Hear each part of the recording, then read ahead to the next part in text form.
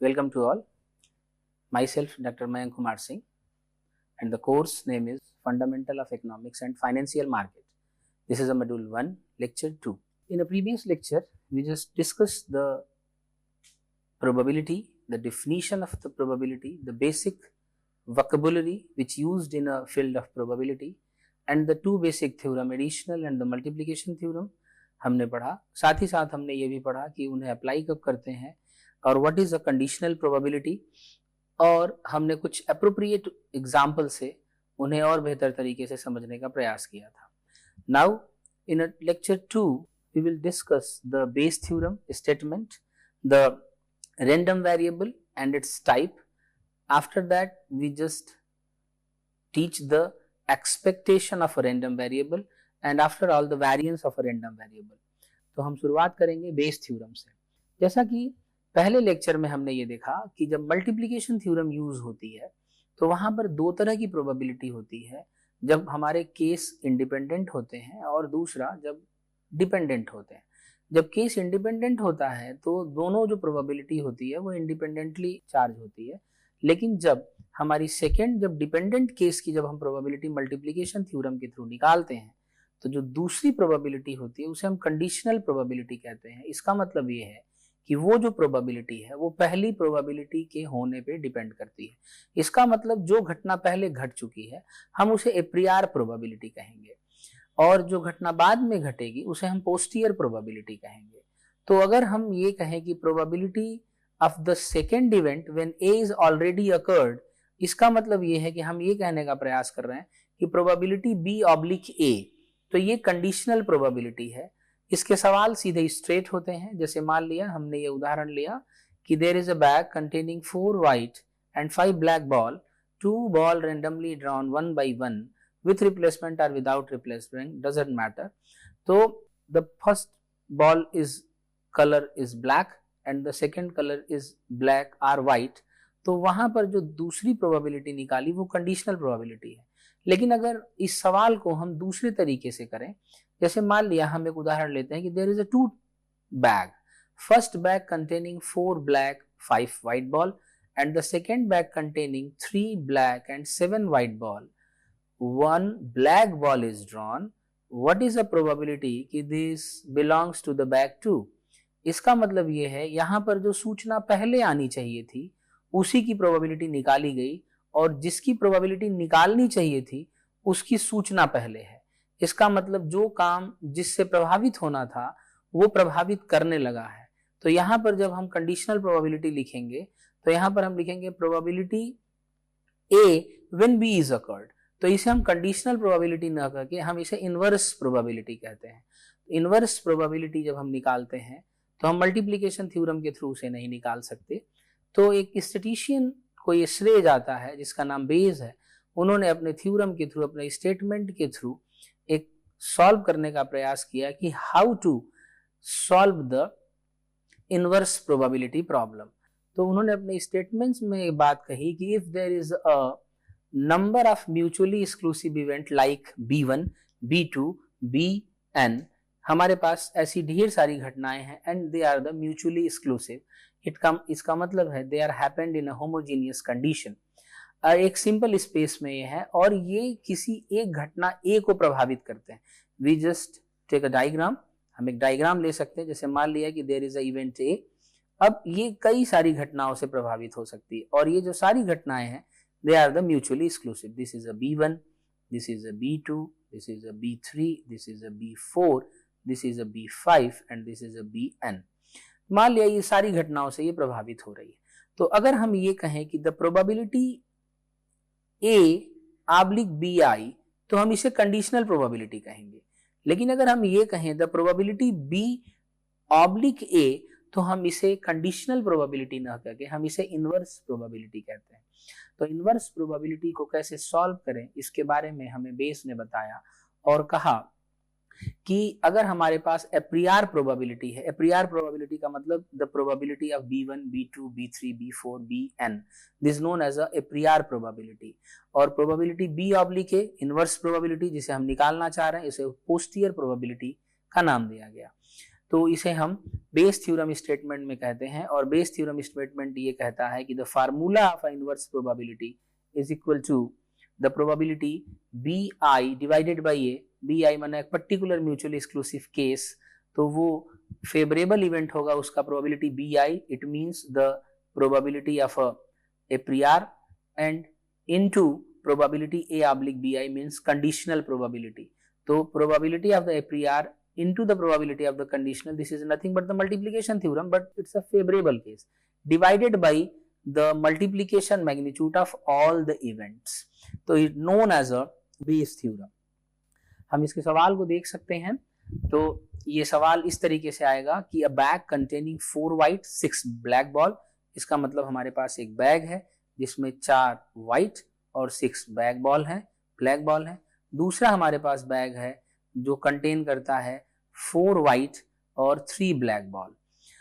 1 ball is randomly drawn and the color is black, और वो black है।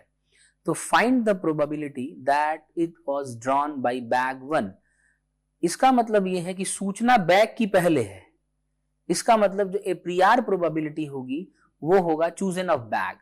तो प्रोबेबिलिटी B1 दो बैग हैं, तो probability B1 is 1/2, probability B2 is also 1/2। अब हम निकालेंगे कंडीशनल प्रोबेबिलिटी। तो इसका मतलब चूंकि इंफॉर्मेशन हमें मिल चुकी है कि जो कलर है बॉल का वो ब्लैक है, then the colour of ball is black is belongs to bag 1, तो उसे हम लिखेंगे probability of A divided by B1। इसका मतलब the probability A when B1 is already occurred. This is a conditional probability, bag 1 से होगी। तो चूंकि हमारे पास बैग 1 में 6 ब्लैक बॉल हैं, तो हमारी प्रोबेबिलिटी होगी 6 डिवाइडेड बाई 10 3/5। और हम फिर दूसरे बैग से निकालेंगे ब्लैक बॉल की probability A divided by B2 drawing the black ball from bag 2, तो ये होगा 3 डिवाइडेड बाई 7। क्यों? क्योंकि जो बैग 2 है उसमें 4 व्हाइट और 3 ब्लैक बॉल है। The sum of the ball is 7 and the black ball is 3, तो the probability is 3/7।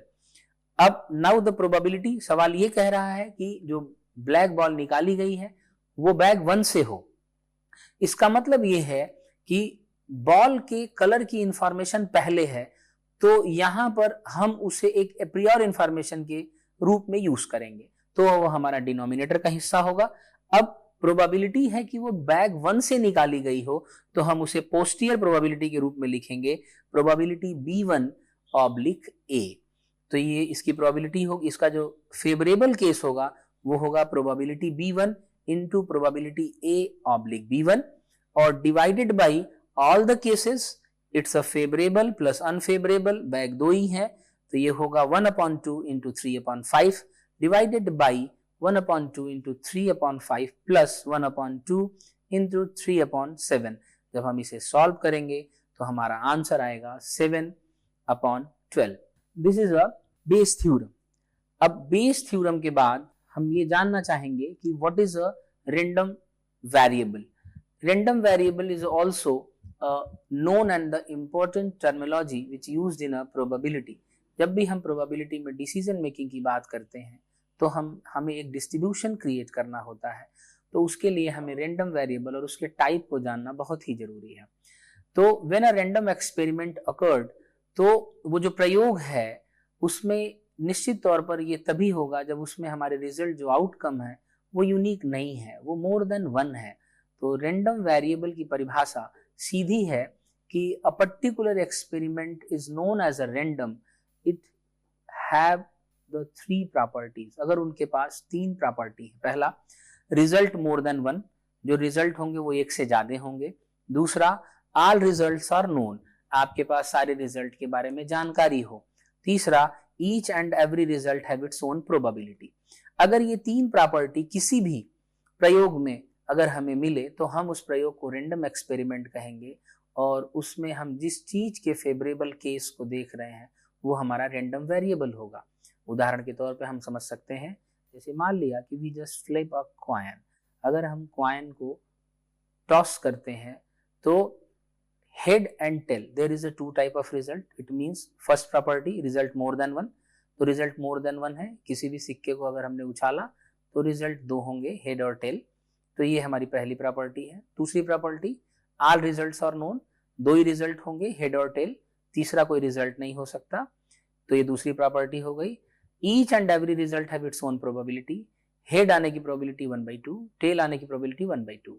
It means this have all the 3 properties. तो सिक्के को उछालने पर अगर हेड आया तो उसको हम रेंडम वेरिएबल का नाम दे सकते हैं। सिक्के को उछालने में जो आउटकम आएगा वो रेंडम वेरिएबल को के रूप में जाना जा सकता है। अब इसी को हम थोड़ा और आगे बढ़ा सकते हैं। तो मान लिया हमने उदाहरण लिया कि there is a 2 coin flip और 1 कॉइन फ्लैप 2 टाइम। तो उसमें जो वैल्यू ऑफ एक्स है, उसमें जो रिजल्ट्स हैं वो 3 तरह के बनेंगे। पहला, दोनों बार हेड आ जाए या दोनों सिक्के पे हेड आ जाए तो उसे हम एच कहेंगे। तो ये एक तरीके से अकर्ड हो सकता है। पहले सिक्के पे हेड आ जाए, दूसरे पे टेल आ जाए, या पहले पे टेल आ जाए, दूसरे पे हेड आ जाए, या एक बार में हेड आए, दूसरे में टेल आए, पहले बार में टेल आए, दूसरे में हेड आ जाए, तो इसे एच टी या टी एच कहेंगे। ये 2 बार 2 तरीके से घट सकती है। और दोनों सिक्कों में या दोनों बार टेल आ जाए, ये घटना एक बार घटेगी। तो H H is 1 time, H T या T H is 2 time, and T T is 1 time. तो अगर हम सिक्के को 2 बार टॉस करते हैं या एक बार हम 2 सिक्के को एक साथ टॉस करते हैं तो हमारे पास 3 टाइप ऑफ रिजल्ट बनेंगे। अगर हेड के रूप में देखना चाहे तो हम कह सकते हैं 0 हेड, 1 हेड, 2 हेड। और इसकी जो प्रोबेबिलिटी होगी, 1 हेड होने की प्रोबेबिलिटी, 2 हेड होने की प्रोबेबिलिटी और 0 हेड होने की प्रोबेबिलिटी। तो अगर 0 हेड है उसकी प्रोबेबिलिटी होगी 1/4, 1 हेड हो उसकी प्रोबेबिलिटी होगी 2/4, या सिंपली हम कह सकते हैं 1/2, या दोनों में हेड हो जाए इसकी प्रोबेबिलिटी होगी 1/4।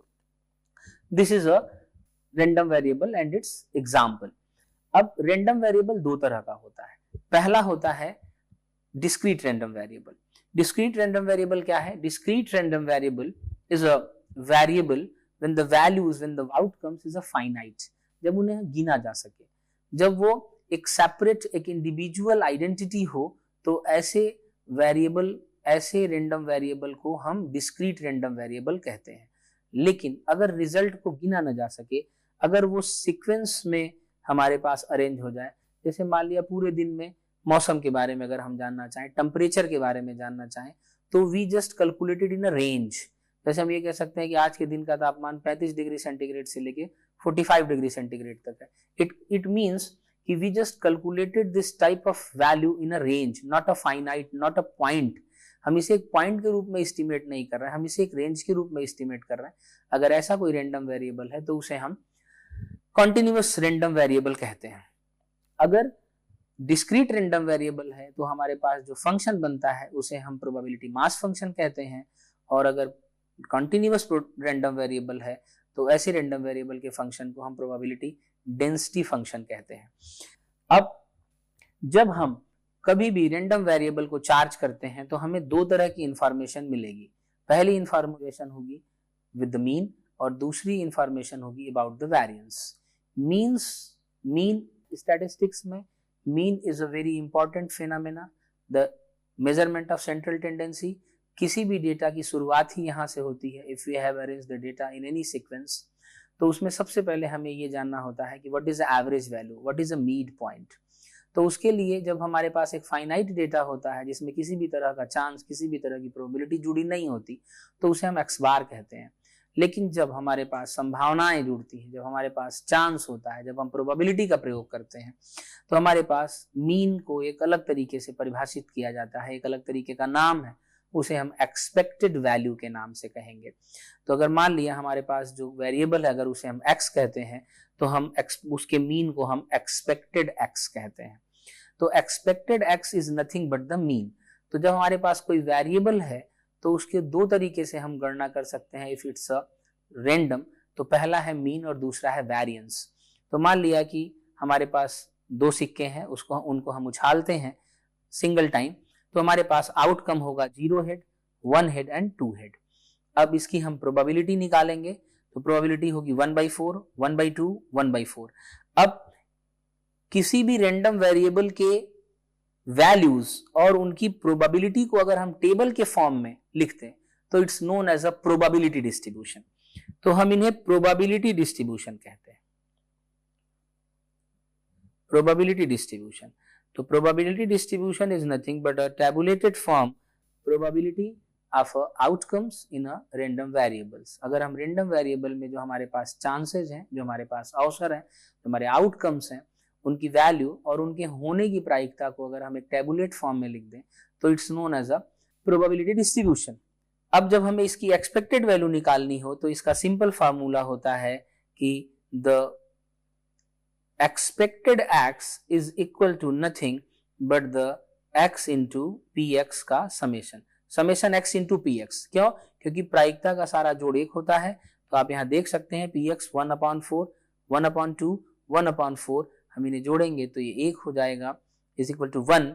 और उसके बाद अगर हम इन दोनों का आपस में ये फर्स्ट रो और सेकेंड रो का हम मल्टीप्लीकेशन कर दें तो हमें थर्ड रो मिलेगा, जो मिलेगा हमें x इंटू पी एक्स के रूप में।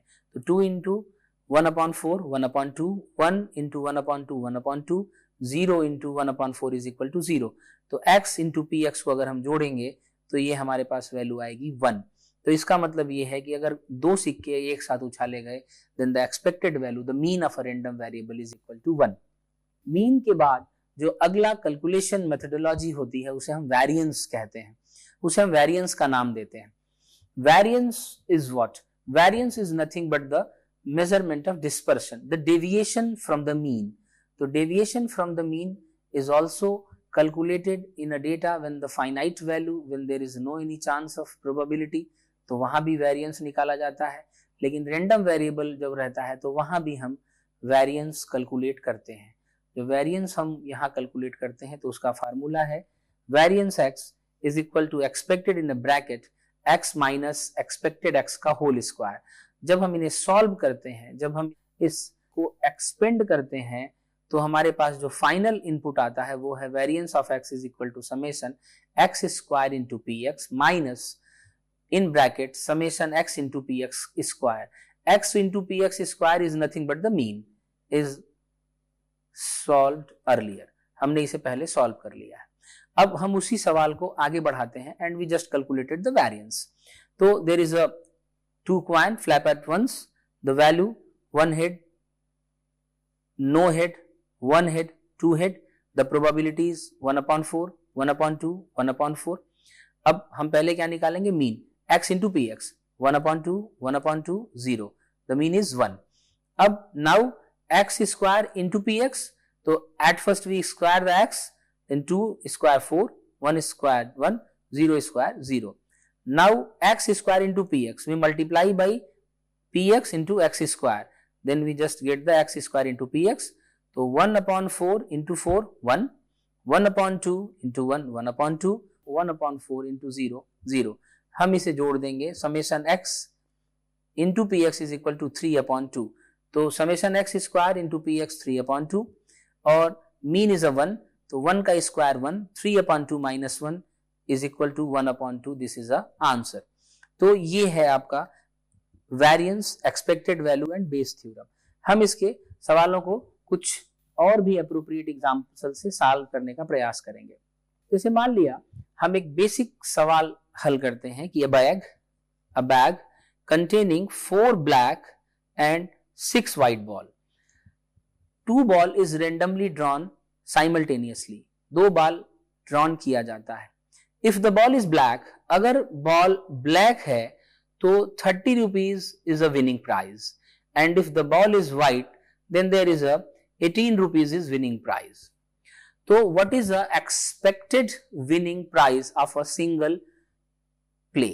अगर एक जुआरी, एक बैग है जिसमें 6 बॉल व्हाइट है और 4 बॉल ब्लैक है, 2 बॉल उसे निकालने हैं। अगर बॉल का कलर ब्लैक है तो उसे 30 रुपए मिलेंगे, अगर वो बॉल व्हाइट है तो उसे 18 रुपए मिलेंगे। अगर 30 रुपए ब्लैक बॉल के और 18 रुपए व्हाइट बॉल के हैं, उसे 2 बॉल एक साथ निकालने हैं, तो उसकी जीत की प्रत्याशा क्या है? वो कितने इनाम जीतने की आशा कर सकता है? It's a question is solved through the expected value. तो यहां पर हम सबसे पहले क्या निकालेंगे? x। हमारे पास सबसे पहले जो तालिका होगी जो हम निकालना चाहेंगे वो होगी x। तो पहले हम देखेंगे कि हाउ मेनी केसेस। तो हाउ मेनी केसेस का मतलब कितनी तरीके से केस आउटकम हो सकता है। रैंडम वेरिएबल पहले क्रिएट करेंगे, रिजल्ट मोर देन 1। इसका मतलब जो दोनों बॉल हैं वो ब्लैक हो, पहली बॉल ब्लैक हो और दूसरी बॉल व्हाइट हो, या दोनों बॉल व्हाइट हो। तो दिस इज x। अब हम इनकी प्रोबेबिलिटी निकालेंगे।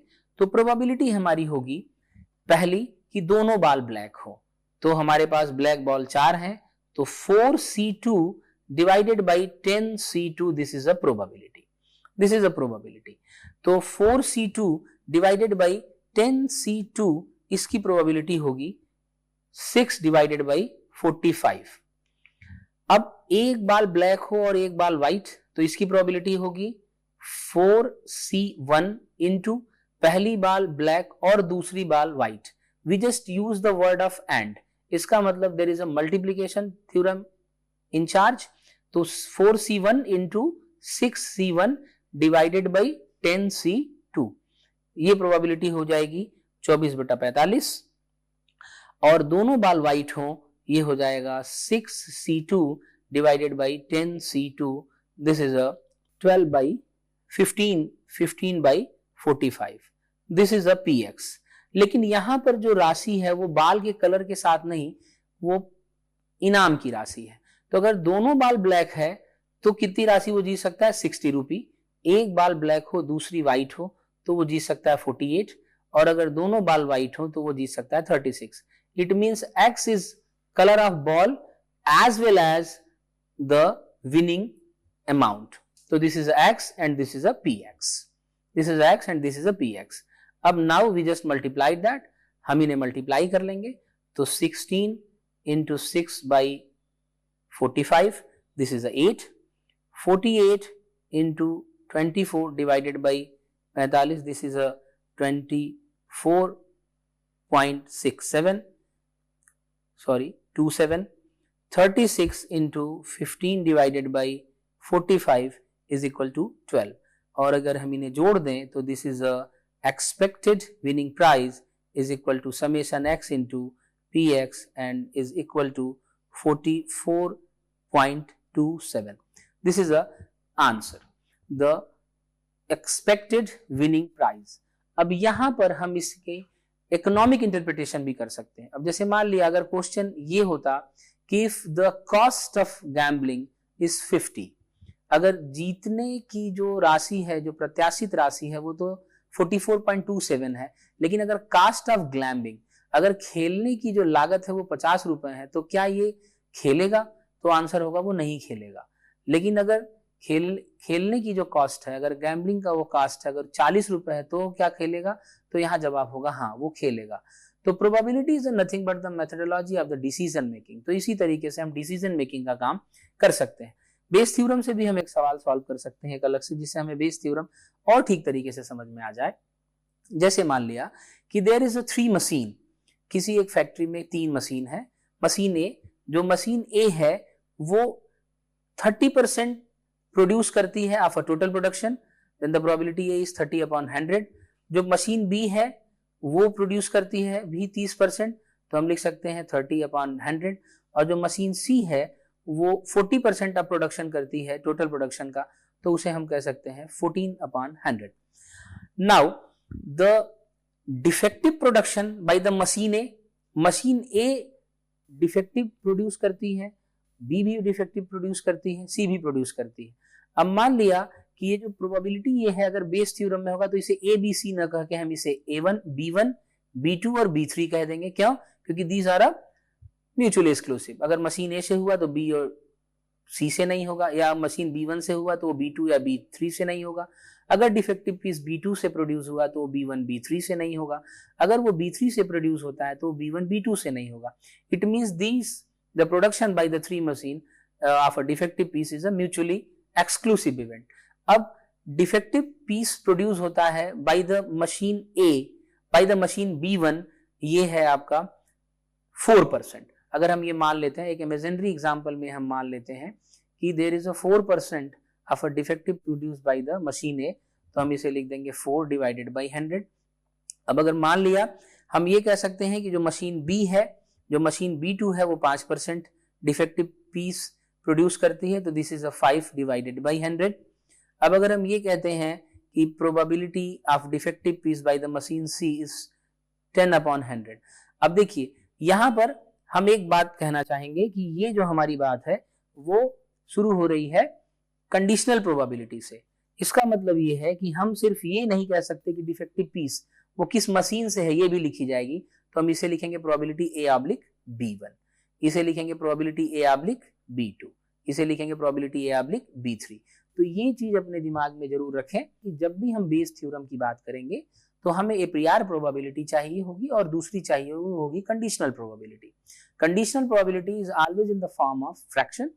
तो ये हमारे पास होगा। अब मान लिया सवाल ये पूछा जाता है कि एक defective bulb randomly chosen, a bulb is randomly chosen, what is the probability कि इट्स प्रोड्यूस्ड बाय मशीन सी या मशीन B3। तो हमारा जो प्रोबेबिलिटी का सवाल है वो है डिफेक्टिव पीस ऑफ बल्ब, मैंने प्रोबेबिलिटी A, और ये किस मशीन से हो, ये तीसरी मशीन से हो। तो this is a posterior probability, probability A/B3। तो इसका जवाब होगा probability B3 into probability B3/A।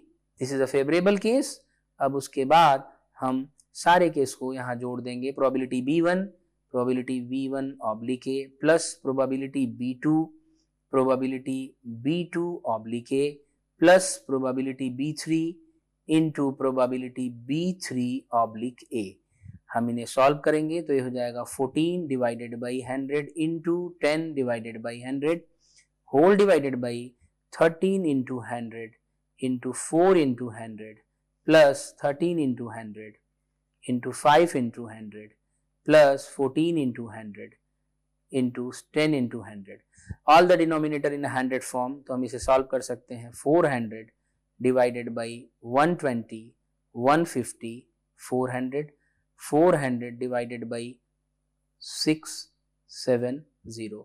This is a probability of a defective piece is produced by machine 3। तो ये हमारा जवाब है द बेस थ्योरम।